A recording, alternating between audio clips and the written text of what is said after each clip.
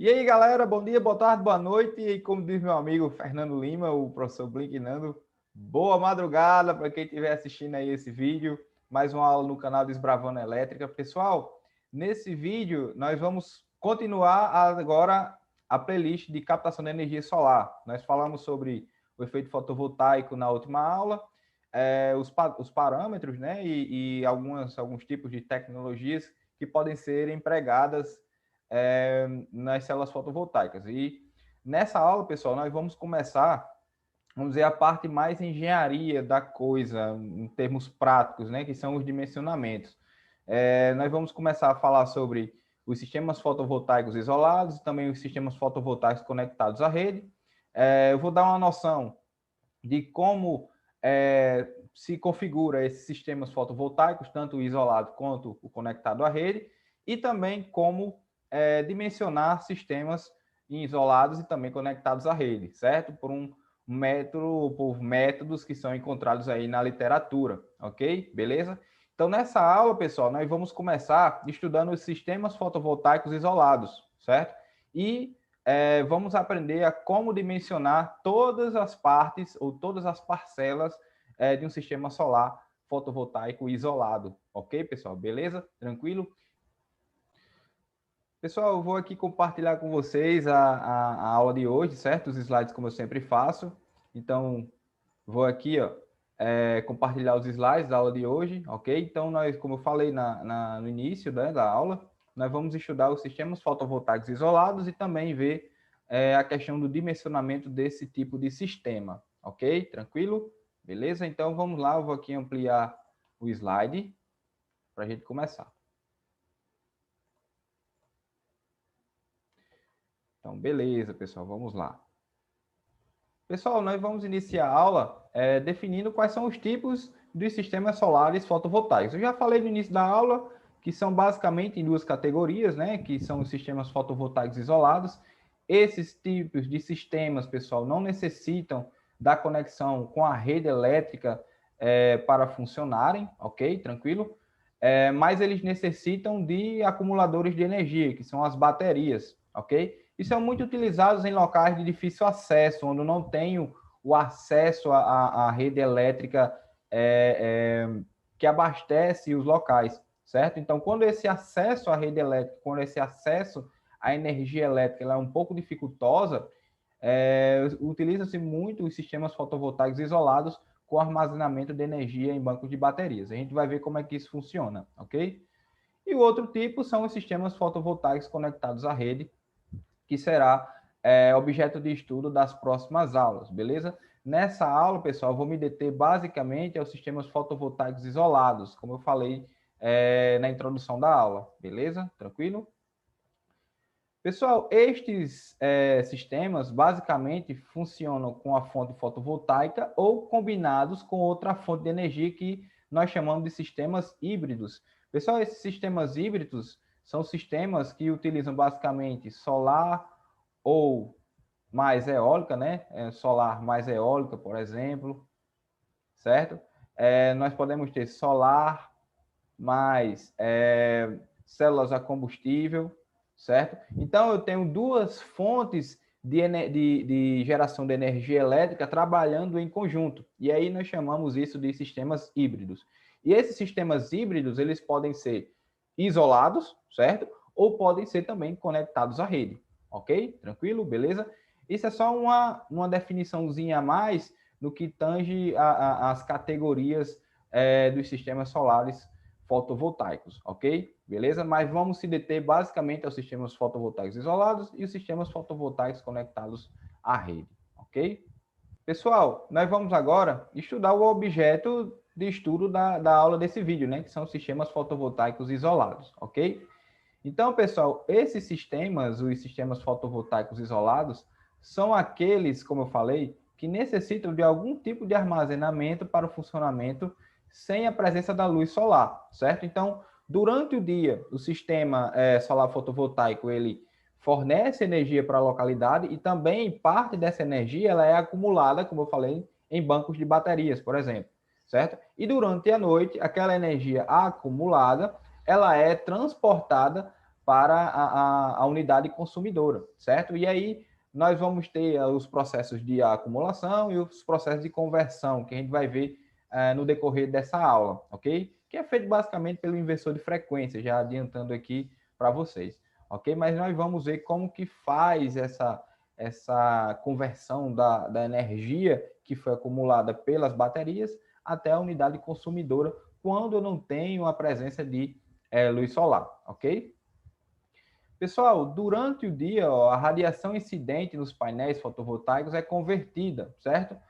No caso, a conversão, como a gente viu na aula anterior, da luz visível, né?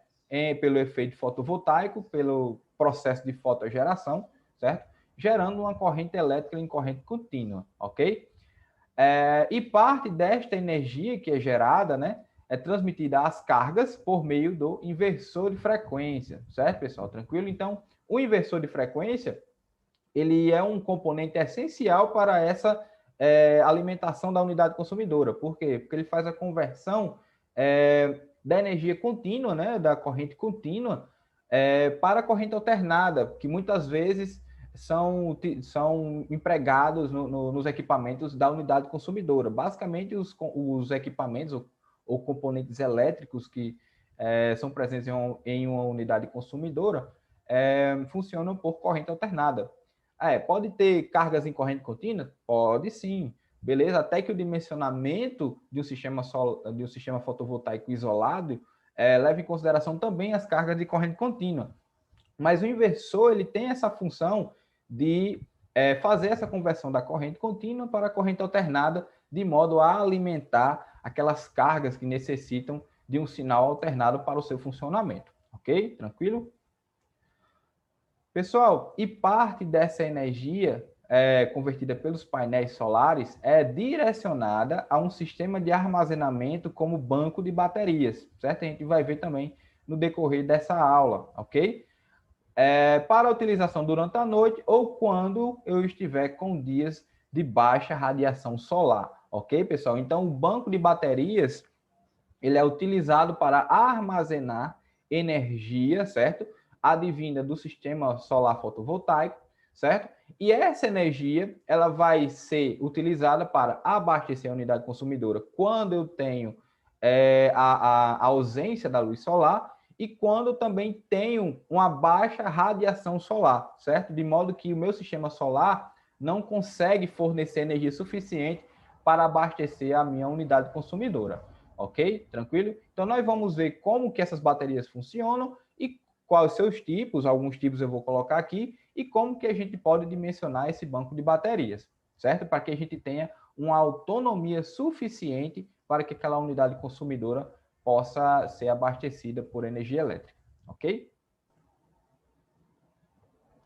Pessoal, o sistema fotovoltaico isolado, além de necessitar de um banco de baterias e do inversor de frequência, ele também necessita de um dispositivo de proteção que a gente chama de controlador de carga, certo?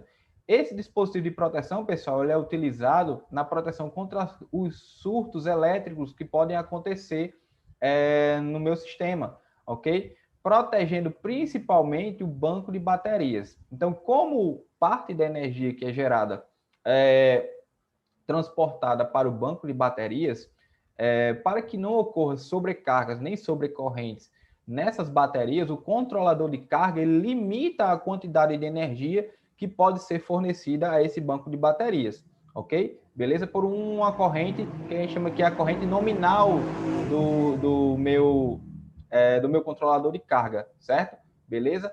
Então, esse dispositivo, pessoal, ele tem essa função de proteção das baterias, bem como eles têm uma função de procurar o melhor ponto de máxima potência, certo? Se eles tiverem essa tecnologia integrada, ok? Que nós vamos ver no decorrer desse vídeo, ok? Beleza? Então, ele tem a dupla proteção, ou dupla função, desculpa. A função de proteção contra surtos que podem ocorrer devido, principalmente, a fotogeração excessiva em dias de grande insolação e também, se tiver integrada, né, se na sua constituição tiver integrada a procura do ponto de máxima potência, eles podem apresentar a tecnologia que a gente chama de MPPT, certo? Que é vamos dizer assim, o controle para a busca do melhor ponto ou ponto de máxima potência que pode ser fornecido à minha unidade consumidora, ok? E aí eu vou ter o controle da potência, vamos dizer assim, quase que instantaneamente, certo? Dependendo dos valores de corrente e dos valores de tensão que aquele meu sistema está gerando no momento, ok? Então vamos passar aqui. Então, pessoal, aqui é a constituição de um sistema fotovoltaico isolado. Eu tenho aqui o conjunto de painéis, né, que constituem o meu sistema gerador fotovoltaico, né? Eu posso ter aí diversos painéis em série ou em paralelo, ok? Tenho aqui os acumuladores, que eu já expliquei que são basicamente baterias, certo? Que acumulam energia para ser utilizada durante a noite ou quando eu tenho insolação abaixo do que a gente esperava, né, para alimentar a unidade consumidora. E aqui eu tenho as unidades de controle de potência, que basicamente é a utilização do controlador de carga, certo, pessoal? E aí eu tenho o controle de máxima potência, que chama MPPT ou SPPM, certo? Beleza? E também a proteção contra surtos, que também é feita basicamente pelo controlador de carga. E aqui eu tenho uma carga elétrica que está sendo abastecida pelo meu sistema fotovoltaico isolado, ok? Beleza? Pessoal, esta modalidade, no caso, essa modalidade de sistemas fotovoltaicos isolados, são divididos em dois modos, certo? O sistema fotovoltaico isolado individual, certo? Que a norma vai chamar, a gente vai falar um pouco das normatizações ou regulações a respeito dos sistemas fotovoltaicos isolados, certo? Eles vão chamar de SIGFI, certo? Beleza? Que são sistemas fotovoltaicos próprios para uma unidade consumidora exclusivamente, ok? E os sistemas fotovoltaicos isolados em mini redes, certo? Que são sistemas fotovoltaicos que a energia que é gerada é compartilhada, certo? Em várias unidades consumidoras, beleza? Mas assim, mesmo assim, eu preciso de um acumulador de energia para a noite e para dias com insolações baixas, ok? Beleza? A diferença seria basicamente essa. O sistema fotovoltaico isolado individual seria aquele sistema instalado para uma unidade consumidora somente, exclusivamente, né? E o sistema de mini redes é um sistema solar fotovoltaico de tamanho de um porte maior, né, no caso. E essa energia que é gerada, ela é distribuída para diversas unidades consumidoras. E aí a resolução, que a gente vai ver ainda nesse vídeo, eles chamam de MIG-D, certo? Ok? Então, os sistemas individuais atendem somente a uma unidade consumidora, como eu expliquei, e os sistemas em mini-rede, a geração ela é compartilhada por um grupo pequeno ou próximo de unidades consumidoras. Ok, pessoal? Beleza? Tranquilo? Então, como foi como eu expliquei, um sistema fotovoltaico maior, um pouco maior em relação ao sistema isolado individual, e essa energia que é gerada ela é distribuída para aquelas unidades consumidoras daquele grupo que constitui uma comunidade, por exemplo. Ok? Beleza? Pessoal, geralmente os sistemas fotovoltaicos isolados são encontrados em locais de difícil acesso, ok? Onde normalmente a transmissão ou a distribuição de energia elétrica ainda não é possível ou tem uma grande dificuldade de ser distribuída, no caso a energia elétrica de ser distribuída, ok? Beleza? Então esses sistemas fotovoltaicos isolados, pessoal, também vieram para dar suporte ao direito das pessoas de terem a sua energia elétrica na sua casa, ok? Beleza? E aí, esses locais de difícil acesso, pessoal, quando a distribuição de energia ela é dificultada, esses sistemas solares fotovoltaicos podem ser implantados como suporte ao acesso das pessoas a terem energia elétrica, ok? Beleza? Pessoal, os sistemas isolados inicialmente eram regidos, certo? Pela resolução da ANEEL a 83 de 2004, ok? Que designava diretrizes para sistemas solares com fontes intermitentes ou SIGFI.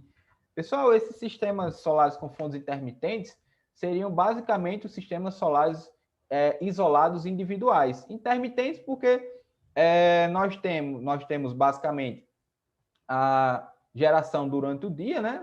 Quando eu tenho a luz solar presente, e durante a noite eu tenho que ter aquela energia que foi armazenada para fornecer energia para aquela localidade, ok? Mas eram basicamente, essa resolução basicamente designava as diretrizes para sistemas solares isolados individuais, ok? Beleza? Esta resolução, pessoal, 83 de 2004, foi substituída pela resolução da ANEEL 493 de 2012, certo? É muito próximo também aos de sistemas solares fotovoltaicos conectados à rede, que é a 482 de 2012, que a gente vai estudar na próxima aula, ok? E estabelece procedimentos e condições para sistemas de geração isolada por meio de microrredes, certo, pessoal? Ou MIG-D, certo? E aí eu entro com as mini-redes solares isoladas, ok? E esta resolução, além de dar os procedimentos e as condições para as redes, as mini-redes ou os microsistemas isolados, englobava, obviamente, os sistemas SIGFI, que eram sistemas isolados individuais, ok? Beleza? Tranquilo? Então, essa resolução, a 493 de 2012, veio para abranger mais ainda o acesso ao sistema fotovoltaico isolado, certo? Agora trabalhando em microsistemas, ou que a gente chama de mini-redes, ok? Que são distribuídas, como eu falei, para as unidades consumidoras participantes daquela geração de energia, daquele grupo que participa daquela unidade de geração solar isolada, beleza? Tranquilo? Pessoal, a resolução 493 de 2012 da ANEEL designa que unidades consumidoras atendidas por MIG-D ou SIGFI, certo, pessoal? Ou seja, a 493, eu esqueci de falar no slide anterior, ele dá diretrizes para o MIG-D, mas a SIGFI ela ainda está presente. Então, eu posso ter tanto mini-redes, quanto eu posso ter também sistemas fotovoltaicos isolados exclusivos para uma unidade consumidora, ok? Tranquilo? Devem se enquadrar conforme as disponibilidades mensais de energia elétrica. Que disponibilidades são essas? São basicamente essas disponibilidades aqui, ó, ok? Pessoal, geralmente em locais de difícil acesso, nós não temos uma grande quantidade de energia elétrica a ser consumida, certo? Então, acho que a resolução da ANEEL se baseou nessa classificação com relação a isso, ok? Então, eu tenho aqui, ó, disponibilidade mensal garantida, certo? 1 kW por mês por unidade consumidora. Eu tenho de 13 kWh por mês por unidade consumidora até o máximo de 80 kWh por mês por unidade consumidora, ok? Consumo diário de referência, ó, 435 watt por dia por unidade consumidora até 2.650 watt-hora por dia por unidade consumidora. Aí aqui ele dá a potência mínima do inversor de frequência a ser utilizada em watt por unidade consumidora. Ó. Então, para um consumo de 13 kWh por mês por unidade consumidora, eu posso utilizar um inversor de 250, e para o valor máximo de 80 kWh por unidade consumidora, certo? Por mês, eu posso ter um inversor de frequência de 1.250 watts, ok? Beleza? E aqui ele ainda, a norma ainda diz qual o tempo de autonomia que eu devo ter em casos de não ter a luz solar suficiente para abastecer aquela unidade consumidora durante o dia. Ou quando eu tenho dias de chuva, por exemplo. Então, a autonomia mínima que os sistemas solares de micro-redes, ou de mini-redes, no caso, né? E também sistemas isolados exclusivos, individuais, né? No caso, sistemas solares fotovoltaicos isolados individuais, devem ter autonomia mínima de 48 horas a ser fornecida para a unidade consumidora, ok? Beleza? Essa autonomia ela é mínima, mas a depender do local e também a depender do regime de consumo daquele local, essa autonomia ela pode ser maior, ok? Beleza? Esse é só um valor mínimo que a resolução ela disponibiliza como referência, beleza? Pessoal, a resolução determina que até o valor máximo, né, de 80 kWh por mês por unidade consumidora, como mostrado na tabela do slide anterior, o consumidor não é onerado, ou seja, o consumidor ele não paga nem pelo sistema e também não paga pelo consumo de energia, certo? A gente vai ver ainda nos demais slides que quem faz a instalação desse sistema isolado é a empresa responsável pela distribuição de energia, né? A concessionária de energia. Ela pode cobrar ou não, certo? Desse consumidor isolado, ok? Mas a resolução designa que até 80 kWh por mês, o consumidor ele não pode ser onerado, certo? Não pode ser cobrado nem na instalação e nem com uma determinada mensalidade que a concessionária de energia pode fazer com que esse consumidor ele possa pagar, ok? Tranquilo? Então, esse é o limite máximo para que a unidade consumidora isolada não seja onerada, ok? Pela concessionária de energia. Pessoal, ainda de acordo com a resolução, o sistema MIG-D e o sistema SIG-FI devem ser instalados pela distribuidora de energia, né? Pela concessionária, ok? Como eu falei, de acordo com a Lei 12.111 de 2009. Então, como estas unidades consumidoras se apresentam em locais de difícil acesso e a concessionária de energia ela não tem a possibilidade de atender aquelas unidades consumidoras, talvez por uma questão de logística ou talvez por uma questão econômica, certo? Da própria concessionária, ela é obrigada, certo? Pela Lei 12.111 de 2009, a instalar os sistemas de mini-redes e também sistemas fotovoltaicos isolados individuais, ok? Então, essa é uma responsabilidade da concessionária de energia, promover o sistema solar, o sistema fotovoltaico isolado para as unidades consumidoras de difícil acesso, ok? As tensões devem ser em corrente alternada senoidal, né? Que é basicamente o tipo de sinal que os equipamentos elétricos são alimentados, né? Que é a corrente alternada, ok? Então, a unidade consumidora deve ser atendida por esse tipo de sinal, o sinal alternado, basicamente, né? Mas a distribuidora, por necessidade, poderá implantar um sistema misto com parte da carga sendo atendida por corrente contínua. Isso também pode acontecer, certo, pessoal?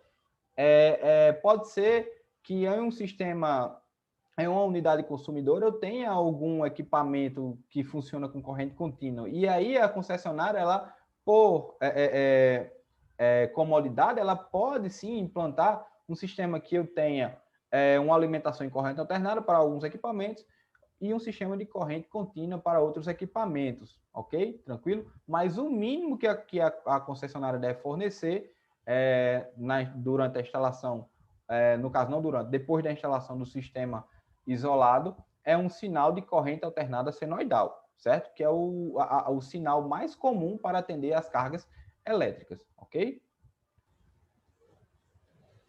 Pessoal, a fornecedora de energia ou a concessionária, a seu critério, pode fornecer energia para sistemas isolados, faltou um S aqui, com disponibilidade superior a 80 kWh por mês por unidade consumidora. Certo, pessoal? Então, a resolução, ela deixa a critério da concessionária fazer o fornecimento de um sistema solar fotovoltaico isolado para consumos acima de 80 kWh, que é o valor máximo regido pela resolução. Ok? Tranquilo? Se a concessionária decidir fazer essa distribuição para unidades maiores que 80 kWh por mês, a unidade, no caso, não a unidade consumidora, mas a concessionária de energia, pessoal, deve garantir a autonomia mínima regida pela resolução de 48 horas, ok? Então, Se a concessionária decidir atender aquela unidade consumidora acima de 80 kWh por mês, ela deve, por obrigação, manter a autonomia mínima regida pela resolução de 48 horas de autonomia da unidade consumidora, certo? Em dias quando eu não tiver insolação adequada ou a insolação suficiente para atender aquela unidade consumidora, ok? A distribuidora, pessoal, deve manter o cliente com relação à vistoria do sistema, certo? No máximo em 10 dias úteis, contado da solicitação de fornecimento, certo? Ou de nova vistoria, certo, pessoal? Então, a concessionária de energia ela tem 10 dias úteis para atender a unidade consumidora com relação à vistoria do sistema instalado, ok? Beleza? Para que o consumidor ele não tenha um tempo muito grande sem energia, por exemplo. Essa parte final aqui, ó, nova vistoria, né? Pode ser que o sistema tenha dado algum problema e a concessionária de energia tenha que analisar ou tenha que averiguar o que aconteceu. Então, a concessionária ela tem, no máximo, 10 dias úteis para responder ao consumidor o que foi que aconteceu com aquele sistema solar fotovoltaico isolado, certo? E quais são as medidas a serem usadas para que o fornecimento retorne, ok? Ou que o fornecimento seja instalado, tranquilo? Galera, nestes sistemas isolados, faculta-se às concessionárias ou distribuidores de energia, pessoal, o equipamento de medição. O equipamento de medição, pessoal, seria o que a gente chama do relógio, né?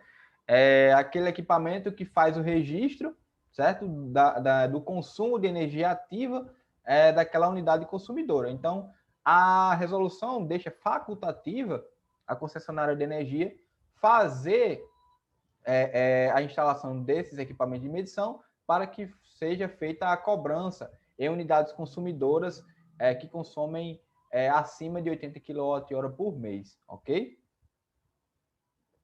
Em caso de não implantação do equipamento de medição, pessoal, a estimativa de faturamento deve ser realizada com base na estimativa de consumo da unidade consumidora, certo? Então, é uma forma da concessionária fazer a cobrança do consumidor isolado, né? Fazendo uma estimativa de consumo daquela unidade consumidora. Aí, a partir daquela estimativa de consumo, todo mês o proprietário do local lá, onde está instalado o sistema solar fotovoltaico isolado, vai pagando um determinado valor para a concessionária de energia, ok? Pessoal, a distribuidora, eu vou ter aqui a distribuidora, mas é a distribuidora de energia pode realizar a cobrança por meio de carnê, é uma outra forma, certo? Que a resolução ela permite, com entrega prévia de notas fiscais no período de 1 ano, certo? Beleza? Então, eu tenho aqui duas formas de cobrar, né? No caso, 3 formas, utilizando o relógio, né? Uma estimativa de consumo ou por parcelas divididas em um carnê, ok? Tranquilo? Então, essas são as formas que a unidade consumidora isolada pode ser onerada se ultrapassar ou se a estimativa de consumo ultrapassar 80 kWh por mês por unidade consumidora, ok? Pessoal, no momento agora da aula, nós vamos estudar com mais profundidade os componentes que constituem os sistemas fotovoltaicos isolados, ok? Nós já vimos que são basicamente o gerador fotovoltaico, né, constituído pelos painéis, o banco de baterias, o controlador de carga e o inversor de frequência. Mas agora nós vamos entrar um pouco mais do que se constituem esses componentes, como eles funcionam, ok? Para ter um pouco mais de profundidade no entendimento desses componentes. Tranquilo? Então vamos lá. Então, pessoal, os sistemas isolados, no caso, sistemas fotovoltaicos isolados, são compostos por painéis fotovoltaicos, né, que fazem a conversão da energia luminosa em energia elétrica, tá? O controlador de carga, como eu já expliquei nos slides anteriores, é como se fosse um componente importante na proteção contra surtos e também em determinados modelos eles são utilizados para a busca do ponto de máxima potência, certo? Do meu sistema, ok? O banco de baterias, que são os acumuladores de energia para quando eu não tenho a luz solar incidente nos painéis, ok? Ou quando eu tenho baixa incidência solar, e essa energia que foi acumulada, ela é transferida para a unidade consumidora, ok? Passando pelo inversor de frequência, né?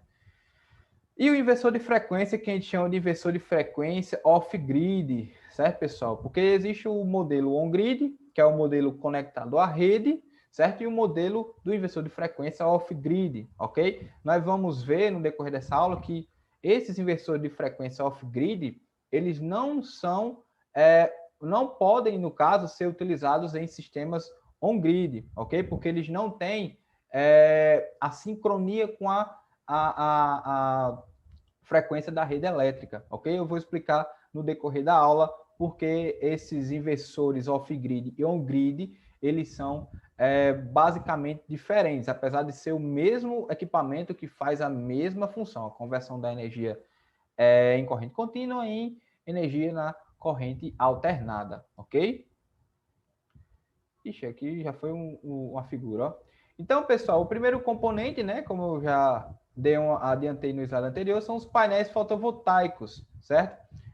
Eles são responsáveis pela conversão da energia solar em energia elétrica, que foi o que foi debatido na aula anterior, né, pelo efeito fotovoltaico e pela a característica da fotogeração que o material semicondutor apresenta, né? Ou a fotocondutividade, no caso, né? Que é a característica correta, não a fotogeração é o resultado. No caso, a característica correta seria a fotocondutividade, certo? Que utiliza a energia luminosa do Sol e transforma em energia elétrica, ok? A tensão e a corrente gerada são ambas em corrente contínua, ou são ambas contínuas, certo? E é transportada para o sistema, para a alimentação do sistema, ok? Mas essa energia, essa corrente, essa tensão contínua, ela é tratada pelo inversor de frequência, certo? E parte dela é armazenada no banco de baterias. Então, aqui eu tenho uma foto de um painel fotovoltaico, certo? Esse aqui é um painel fotovoltaico policristalino, ok? E da fonte aqui que eu tirei de um site de produtos de energia solar fotovoltaica, que é a KW Solar, ok? Foi só para ter um exemplo de figura aí para o slide, tranquilo? Mas o painel fotovoltaico a gente já discutiu na aula anterior, quando a gente estudou o princípio de funcionamento das células. O painel nada mais é do que um conjunto de células, certo? Fotovoltaicas, ordenadas em série e em paralelo, de modo que eu tenha um valor de tensão e um valor de corrente e também de potência elétrica adequada para aquele sistema ou para aquele projeto que eu estou dimensionando, ok? Tranquilo? Pessoal, nós falamos brevemente sobre os painéis fotovoltaicos agora no slide anterior, porque na aula passada eu discuti bastante como que funcionam as células fotovoltaicas, certo? Então agora nós vamos dar um enfoque ao controlador de cargas, ok? Tranquilo? Pessoal, os controladores de carga são incluídos nos sistemas fotovoltaicos isolados de modo a proteger o banco de baterias contra cargas ou descargas excessivas, certo, pessoal? Quando eu falo em cargas excessivas, eu estou falando de tensões ou sobrecorrentes que possam ocorrer no circuito do banco de baterias, certo? Já as descargas excessivas, nós vamos ver um pouco mais na frente, quando a gente estiver falando sobre profundidade de descarga da bateria, quando a carga elétrica ela é ligada diretamente ao banco de baterias, ou seja, no período da noite, por exemplo, certo? Então, a bateria ela tem essa tendência do transporte de energia até as cargas e começa a descarregar, não é isso? Aquela carga que foi acumulada durante o dia. Mas se essas cargas forem excessivas, isso pode provocar danos ao banco de baterias, certo? E também pode não permitir esse processo de carregamento e descarregamento devido ao dano provocado dessa descarga. Também reduzindo a vida útil das baterias, ok? Então, o controlador de carga, ele faz esse controle, certo? Da energia que flui para a bateria e da energia que flui da bateria para as cargas, protegendo as mesmas contra danos futuros, ok? Tranquilo? Então, pessoal, este componente, no caso o controlador de carga, né, é um componente crítico em sistemas fotovoltaicos isolados, ok? Caso venham a falhar, a bateria pode sofrer danos irreversíveis, certo, pessoal? Então, se eu tenho um processo de carga muito elevado e o meu controlador de carga não funciona, e também eu tenho uma descarga muito excessiva, uma descarga muito elevada do banco de baterias com relação à carga elétrica que foi ligada a ela, se o controlador de carga não funcionar, esse banco de baterias pode apresentar defeitos irreversíveis, ok? No caso, o que seria um dano ou um problema irreversível? Seria a impossibilidade, certo? Desse banco de baterias ter o processo de carga e descarga, ok? Tranquilo? Devido justamente a essa sobrecarga que pode ocorrer e também devido a descargas excessivas que as baterias podem provocar. Ok? Tranquilo? Pessoal, o controlador de carga deve ser designado considerando o tipo de bateria. Então, eu tenho diversos tipos de bateria. A gente vai ver nessa aula, certo? Na aula desse vídeo. Eu tenho bateria de ácido sulfúrico, eu tenho bateria de eletrólito gel, eu tenho baterias de íon de lítio. Então, o controlador de carga ele deve ser escolhido de acordo com a bateria ou o banco de baterias que está sendo usado no meu sistema fotovoltaico isolado, ok? Tranquilo? Então, pessoal, o controlador dimensionado para uma bateria de chumbo, por exemplo, não pode funcionar com a mesma eficiência do que um controlador de carga para uma bateria de níquel-cádmio, certo? Tranquilo? Então, o controlador de carga, ele tende a ser exclusivo para aquele tipo de bateria, certo? Como eu coloquei aqui no último tópico. Um controlador de carga para uma bateria de chumbo ácido com ácido sulfúrico, como eletrólito, ele não vai ser adequado para um funcionamento de um sistema com acumulação com banco de baterias de tipo de níquel-cádmio, certo? Justamente devido a essa constituição eletroquímica que as baterias apresentam, certo? Algumas vão ter profundidade de descargas maiores, que a gente vai comentar mais na frente, outras vão ter profundidades de descargas menores, certo? Então, o controle dessa descarga, principalmente, deve ser realizado pelo controlador de carga, e esse controlador de carga ele deve ser exclusivo para aquele tipo de bateria, ok? Beleza? Pessoal, o controlador de carga é dito indispensável para os sistemas fotovoltaicos isolados, permitindo uma otimização do dimensionamento do banco de baterias. Então, pessoal, esse controlador de carga, ele leva muito em consideração a questão da descarga da bateria, que eu já falei, né, a questão da profundidade de descarga, e também alguns tipos têm a tecnologia do SPPM, né, ou MPPT, que são algoritmos ou são sistemas eletrônicos que procuram o ponto de máxima potência, ok? E aí eu posso deixar o meu sistema mais otimizado com relação ao transporte de energia e também ao transporte de energia para as baterias, ok? Então, esse controlador de carga, ele tem essa função de proteção, mas também tem essa função da otimização do dimensionamento do banco de baterias, ok? Beleza?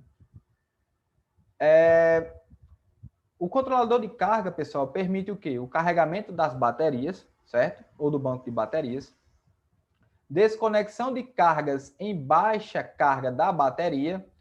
Por exemplo, quando eu tenho uma intensidade de radiação muito baixa em determinados dias e permanece, por exemplo, períodos de chuva durante 1 ou 2 dias, e aquela autonomia que a bateria tem, que no mínimo pela norma é 48 horas, está bem baixinha, né? Então, o controlador de carga, ele permite as baterias serem desconectadas das cargas elétricas, certo? Da unidade consumidora, quando esse banco de baterias tem uma quantidade de carga, uma quantidade de carregamento muito baixa, certo? Devido principalmente ao uso da sua autonomia, ok? Beleza?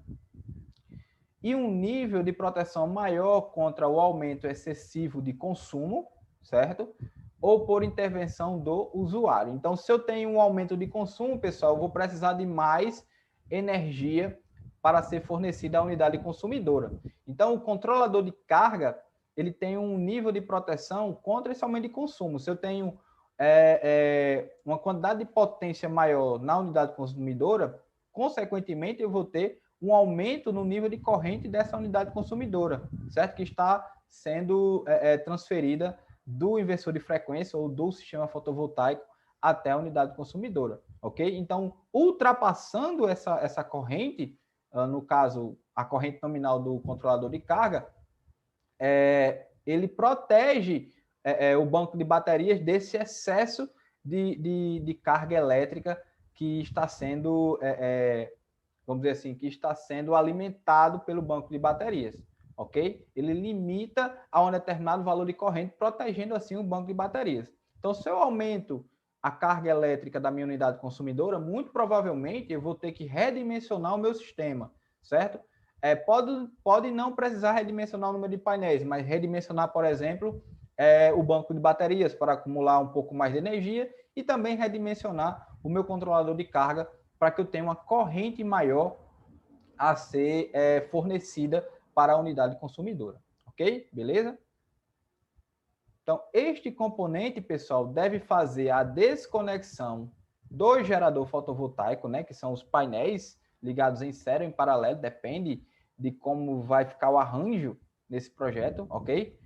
Quando a bateria atingir a sua plena carga, ok? Então, quando ocorre o carregamento total das baterias, o controlador de carga automaticamente deve desconectar o banco de baterias ao gerador fotovoltaico, certo?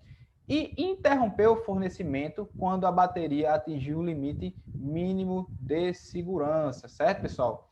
Então, a bateria, pessoal, ela não tem uma tendência de perder totalmente a sua carga para a carga elétrica da unidade consumidora, porque isso daí danificaria a bateria internamente, certo? E o processo de carga e descarga ficaria cada vez mais dificultosa, certo?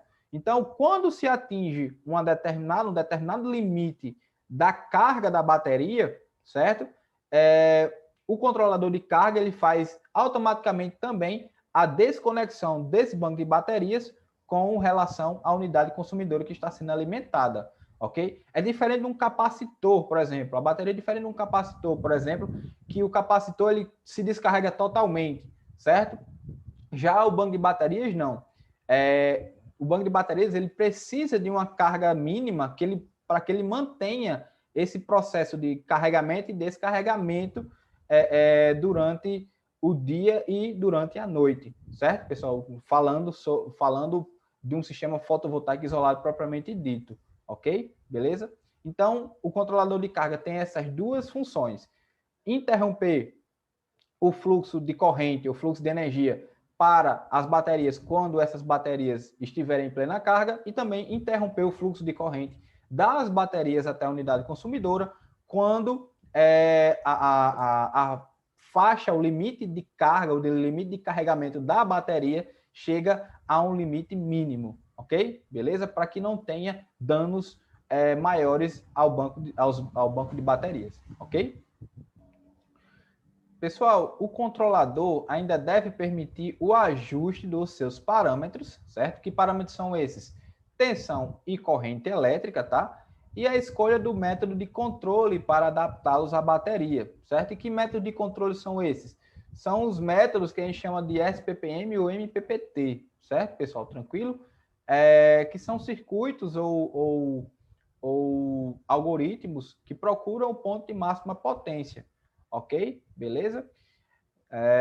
Então, esse controle, pessoal, ou ajuste dos parâmetros de tensão e corrente, geralmente é feito de forma automática, certo? De modo a procurar o melhor ponto de máxima potência possível para o meu sistema, ok? Beleza? Quando não for possível este ajuste, o controlador deve ser específico para o tipo de bateria a ser utilizado. Então, eu posso ter controladores com a tecnologia MPPT ou SPPM, ou posso ter controladores sem essa tecnologia, certo? Ou seja, ele já tem um valor de tensão e de corrente definida, certo? Para aquele sistema e também para aquele conjunto de baterias, beleza? Tranquilo? Então, além de eu definir o controlador de carga para o tipo de bateria específico, eu também tenho que definir se ele tem o controle do ajuste dos parâmetros ou não, certo?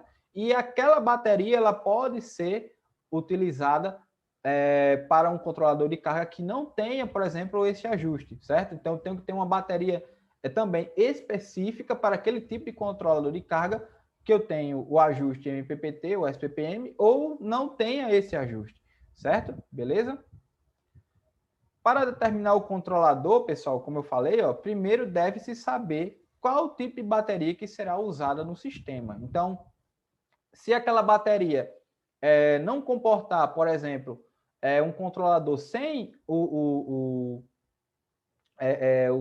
controle SPPM, por exemplo, eu não devo utilizar aquele controlador. Eu tenho que procurar um controlador que tenha o controle MPPT ou SPPM, certo? Para que eu tenha um ajuste automático dos parâmetros de tensão e corrente, certo? Agora, se a bateria permitir, no caso, tem a possibilidade de ser utilizada com controladores sem esse controle dos ajustes dos parâmetros, aí eu posso utilizar um controlador sem a tecnologia SPPM ou MPPT, certo?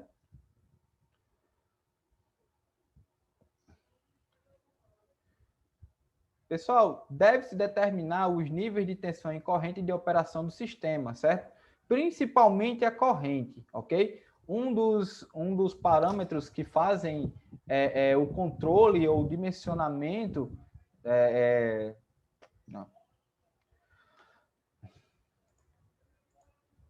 1, 2, 3 e vamos lá. 1, 2, 3 e vamos lá. Pessoal, deve-se determinar os níveis de tensão e corrente de operação do sistema, certo? Principalmente a corrente. Quando a gente vai dimensionar um controlador de carga, o parâmetro utilizado para o dimensionamento do controlador de carga é a corrente elétrica, ok? Beleza? Então, esses parâmetros de tensão e corrente, eles são importantes para a determinação de qual controlador de carga ser usado, ok? E de quantos serão usados, né? Que às vezes a gente usa mais de um. Para valores elevados de corrente, o controlador pode se tornar um pouco, ou no caso, muito caro, né? E pouco presente no mercado. Então, quando eu tenho sistemas muito grandes, o controlador de carga só, no caso, um controlador de carga só para um nível de corrente muito alto, pode ser que não seja encontrado em mercado, certo? E se for encontrado em mercado, apresenta um valor muito caro, ok? É importante selecionar um controlador com as mínimas características necessárias. Que características são essas? Características de tensão, corrente e a potência que ele permite fornecer ao banco de baterias e também a carga, bem como a questão do descarregamento com relação ao banco de baterias. Essa característica também ela deve ser levada em consideração na escolha do controlador de carga, ok? Como característica mínima, beleza? Então aqui, pessoal, eu tenho uma foto de um controlador de carga simples, ok? Beleza? Ele apresenta as entradas do painel fotovoltaico, eu acho que deve ser nessa região aqui, se eu não me engano, ou aqui, eu não lembro, certo? Mas, se eu não me engano, aqui no meio é a ligação do sistema fotovoltaico, no caso do gerador fotovoltaico, às baterias, certo? E os outros dois bordes seriam ligados ao inversor de frequência. Agora eu tenho que só lembrar se é esse ou esse aqui, certo? se esse daqui é o que vai, eu acho que pela setinha aqui para baixo, esse daqui seria o a ligação com o inversor, certo? E aqui seria a ligação com o gerador, tá? Que é um modelo qualquer que eu peguei na internet. E aqui no meio seria, como eu falei, para o controle da corrente e da tensão que chega até a bateria. No caso, da potência que é transferida até a bateria ou ao banco de baterias, ok?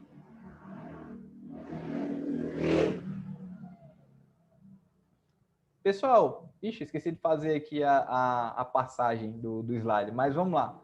Os controladores de carga, pessoal, podem diferir basicamente em que sentido? Com relação à grandeza utilizada para o controle, certo? Se é um controle de tensão ou um controle da corrente, certo? Beleza?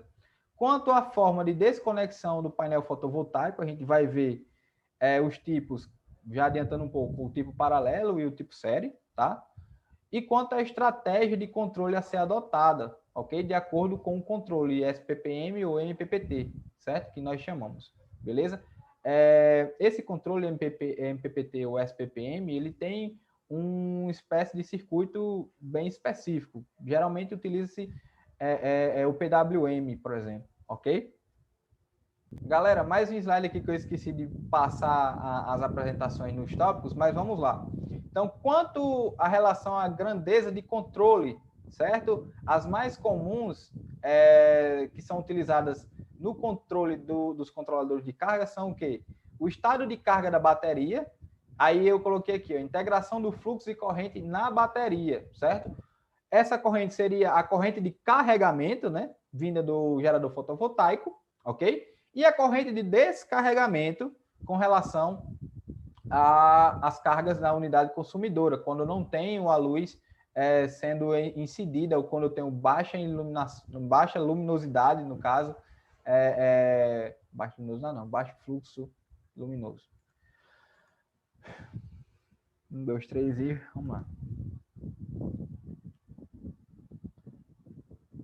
Galera, me desculpem aí, esqueci de passar novamente as apresentações, no caso, tópico por tópico, né? Como eu sempre faço a animaçãozinha. Esse slide eu também esqueci, mas vamos lá, eu acho que dá certo. Então, quanto à grandeza de controle, pessoal, as mais comuns e mais utilizadas para o controlador de carga ser escolhido são o quê? O estado de carga, certo? Que seria a integração do fluxo de corrente na bateria, certo? Seria o fluxo de corrente durante a carga e o fluxo de corrente durante a descarga, certo? Dessa bateria, ok? E também eu tenho aqueles limites, né? O limite máximo de carga da minha bateria e o limite mínimo de carga que a bateria deve ter quando esta alimenta a carga elétrica da unidade consumidora. E aí, como eu expliquei no slide passado, os controladores de carga devem seccionar o circuito nessa parte, nessa região dos acumuladores de carga, quando eu atinjo esses limites de plena carga e o limite mínimo de carga da bateria, ok? Para que não ocorra danos às baterias em questão, ok? Outra grandeza seria a tensão elétrica, tá? Geralmente as baterias são aplicáveis a 12 volts contínuo, 24 volts contínua e 48 volts em corrente contínua, certo, pessoal? VCC, beleza? Tensões muito acima dessas tensões padrão das baterias podem provocar sobretensões e aí podem provocar também danos às baterias, ok? Então, o controlador de carga deve limitar, certo? A tensão a valores muito próximos a esses valores aqui, certo? Não permitindo valores de tensões muito altas, certo? Que podem provocar danos às baterias, ok? Beleza? E a densidade do eletrólito da bateria, certo, pessoal? Muitas baterias precisam de reposição, certo? Do seu eletrólito, tá bom? Então, essas baterias que precisam de reposição, quando eles estão em um nível muito baixo, certo, pessoal? O controlador de carga, ele deve reconhecer essa baixa no nível do eletrólito.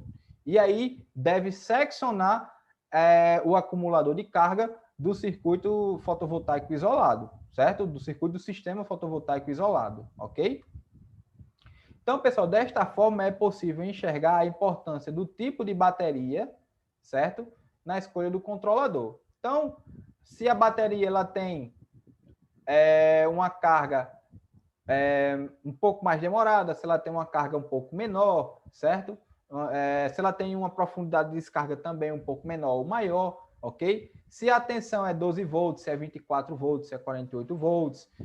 E se esse tipo de bateria apresenta a característica de serem repostas, ou reposto o seu eletrólito, né, interno, para que ocorra os processos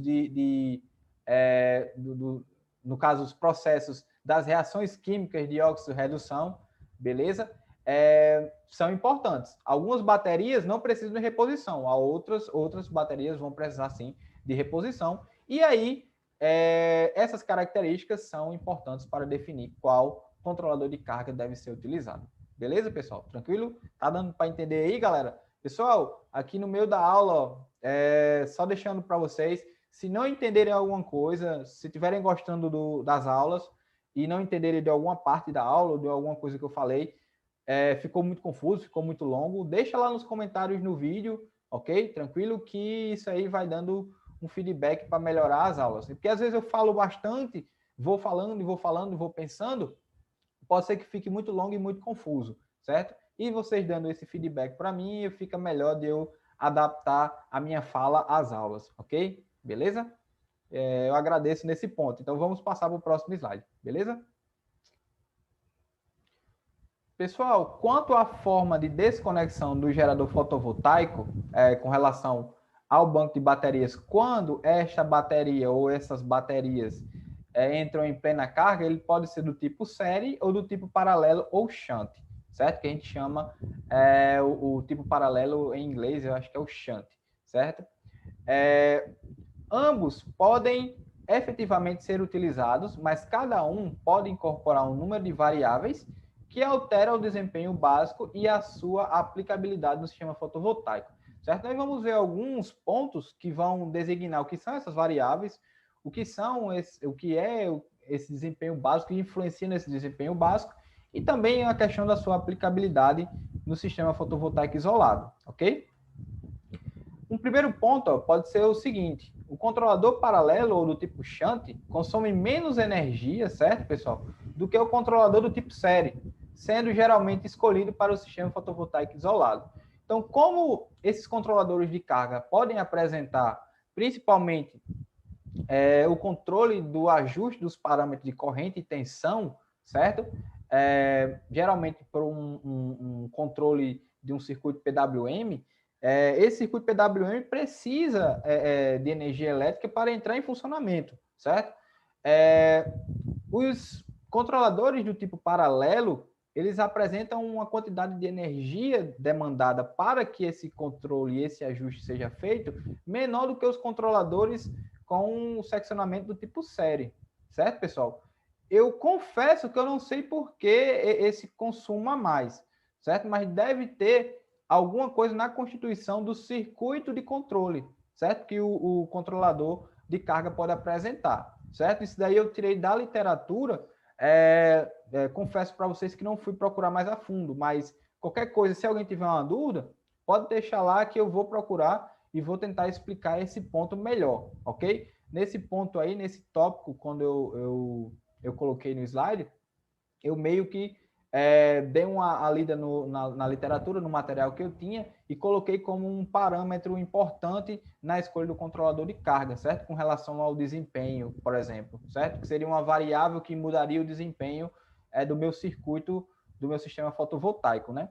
Porque se eu tenho um pouco mais de consumo de energia, eu vou ter menos energia a ser fornecida às minhas cargas, certo? E dependendo do tamanho e do número de controladores de carga, esse consumo de energia ele pode ser maior ou menor, dependendo do tipo de circuito ou do tipo de controlador de carga que eu estou utilizando, certo?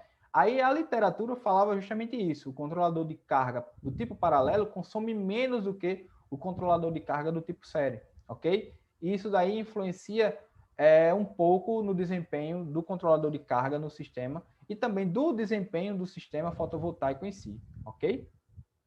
Pessoal, o controlador de carga ele é responsável por fazer o desvio de uma parte da corrente elétrica que está sendo gerada pelo gerador fotovoltaico até as baterias. Então, a fração de corrente a ser desviada para o banco de baterias pelo controlador depende do nível de tensão estabelecido para o banco de baterias, certo? Se esse nível é 12 volts, se é 24 volts ou se é 48 volts, por exemplo, ok?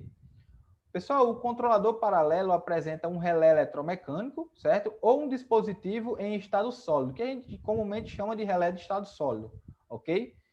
Que desliga, né, quando eu tenho a plena carga, ou reduz o fluxo de corrente à bateria quando eu estou chegando próximo à plena carga, ok? Beleza? Então, esse relé eletromecânico ou os relés de estado sólido tem essa função do controle do fluxo de corrente do gerador fotovoltaico até o banco de baterias.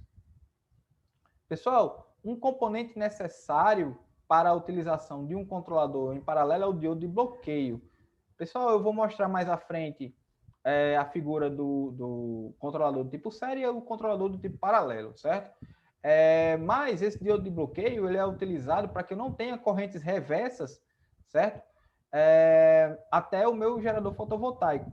Por quê? Porque se eu tivesse correntes reversas circulantes da minha bateria até o meu gerador fotovoltaico, eu ia ter sobreaquecimento das células, devido à circulação dessa corrente reversa, certo? Então, para a proteção contra essas correntes reversas, o controlador do tipo paralelo utiliza o que a gente chama de diodo de bloqueio, certo? O diodo nada mais é do que um dispositivo que permite o fluxo de corrente em um determinado sentido, né?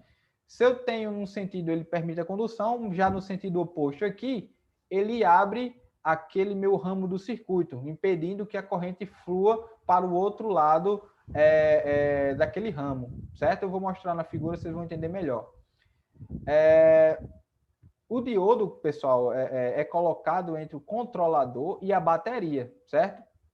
De modo a extinguir correntes reversas da bateria para o sistema fotovoltaico, que foi como eu expliquei, ok? Pessoal, aqui são os esquemas relativos aos controladores do tipo paralelo, que é esse aqui, paralelo, e esse aqui é o do tipo série, certo, pessoal? Aqui também pode ser conhecido como tipo shunt, ok? Shunt. Beleza? Então, como que funciona isso aqui, pessoal? Eu tenho o controle, né? Esse controle, ele vai ser responsável pelo desligamento, pelo acionamento dessas chaves, ou por esses componentes de chaveamento, certo? Eles vão receber as informações de carregamento da bateria e vão mandar o comando para esses dispositivos de chaveamento, ok? Quando eu estou no processo de carga aqui no meu controlador paralelo, essa chave ela deve permanecer aberta, certo? De modo que a corrente elétrica ela passe pelo meu diodo de bloqueio, certo? E chegue até a minha bateria, ok? Quando a minha bateria ela começa a se carregar e chega na sua carga plena, ou seja, chega no seu limite máximo de carga, o controle do meu controlador de carga vai mandar um comando para os dispositivos de chaveamento fecharem aqui esse ramo. E aí a corrente elétrica deixa de passar pelo diodo, certo? E passa a circular por esse ramo aqui, certo? Beleza? E aqui eu vou ter uma proteção relativa ao painel fotovoltaico, de modo que essa corrente não retorne para o meu gerador fotovoltaico e possa provocar danos, ok? Nos geradores fotovoltaicos também, pessoal, eles têm a presença dos diodos de bloqueio e os diodos de desvio, certo? Que vai ser assunto para a próxima aula. Eu vou explicar melhor o que seria isso.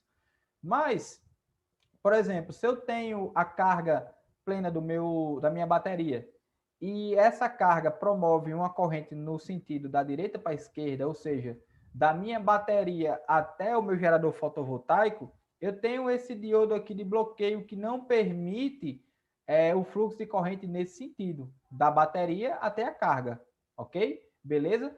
Por isso que o diodo de bloqueio é importante nesse tipo de controlador, certo? Para que não seja permitida o fluxo de corrente da bateria até o meu gerador fotovoltaico. Beleza? Tranquilo? Já no meu sistema de controlador de carga do tipo série, eu tenho que as chaves, ou os componentes de chaveamento, que são esses dois aqui, por exemplo, ó, são ligados em série com a bateria. Então, a carga ou a energia que é gerada pelo meu gerador fotovoltaico, ele é direcionado diretamente para a minha bateria quando essa chave e essa aqui, por exemplo, estão fechadas, né? Eu vou aqui fechar o circuito, o componente de chaveamento fecha aqui e fecha aqui e fecha esse circuito aqui com o meu gerador fotovoltaico, ok? Quando a carga está no seu patamar máximo da bateria, no caso, a carga da bateria está no seu patamar máximo, o controle, pessoal, manda o comando para as chaves de modo a abrir o circuito e seccionar o fluxo de corrente que vinha do gerador fotovoltaico até a minha bateria, ok? E aqui eu tenho a diferença, ó, o gerador do tipo, o gerador no gerador PIO, o controlador do tipo paralelo, ele apresenta esse diodo de bloqueio justamente para que não tenha correntes reversas. Já que o meu controlador do tipo série, ele não apresenta esse diodo de bloqueio. Justamente por quê? Porque se eu tiver uma corrente reversa aqui, devido ao controle realizado pelo meu controlador de carga, ele mantém essa chave aqui em aberta, certo? Beleza? E não permite que essa corrente reversa flua da bateria até o meu gerador fotovoltaico. Beleza, pessoal? E aqui são componentes a mais aqui que a literatura coloca, né, para uma proteção adicional com relação à bateria e à carga elétrica da unidade consumidora, né? Eu vou ter um segundo controle aqui com relação à carga e à descarga, né, dessa bateria, principalmente quando essa bateria ou esse banco de baterias se apresenta no seu limite mínimo, ok? Para que não ocorra danos às baterias, ok? Beleza?